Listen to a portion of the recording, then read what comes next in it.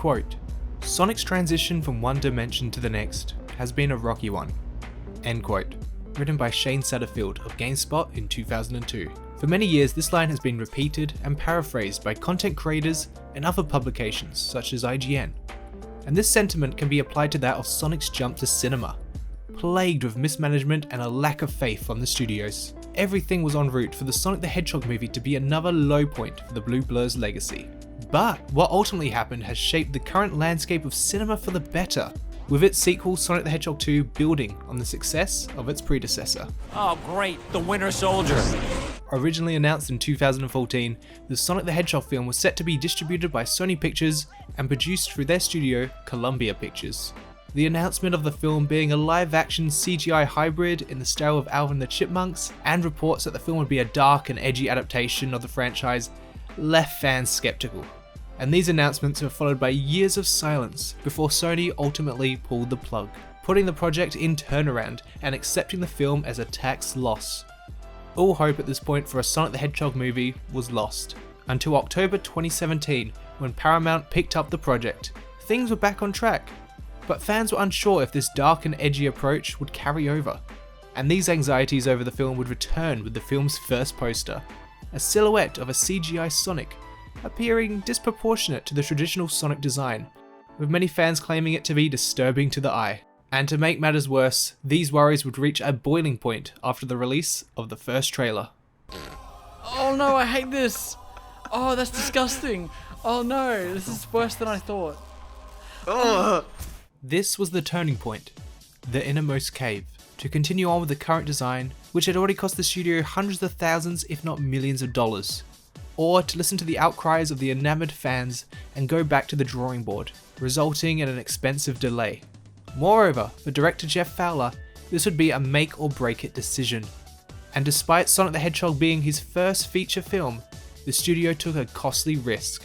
On May 3rd, 2019, Jeff Fowler tweeted, "Thank you for your support and the criticism. The message is loud and clear. You aren't happy with the design and you want changes. It's going to happen. Everyone at Paramount and Sega are fully committed to making this character the best he can be." This single tweet changed not only the trajectory of the Sonic the Hedgehog film, but also its sequel and the wider film industry as a whole. The power dynamic between studio executives, directors, creators and fans had shifted.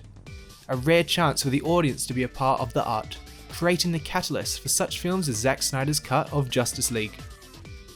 Come the eventual release of Sonic in 2020, the payoff worked. While the plot garnered a rather mixed response due to its overly formulaic construction, audiences and critics were in agreement that Sonic's new design was brilliant. Redesigned by Tyson Hesse, this iteration of Sonic was filled with character and far closer resembled the Blue Blur we all know and love. Combined with Jim Carrey's ad-libbed off-the-script antics, these elements show so much heart compared to the box-ticking, studio-restricted script.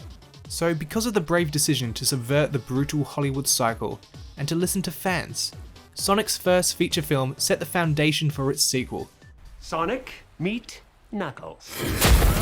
Sonic the Hedgehog 2 built upon its predecessor and became an imaginative wonder, filled with charm, humour and creativity, and most importantly, it embraced its video game roots.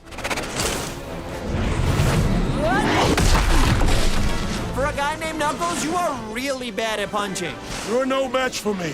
I've been training for this my entire life. Once again directed by Jeff Fowler, Sonic the Hedgehog 2 sees Sonic, played by the lovable Ben Schwartz, wanting to find himself, knowing he has a special power no one possesses, and that it's his responsibility to right the wrongs of the world.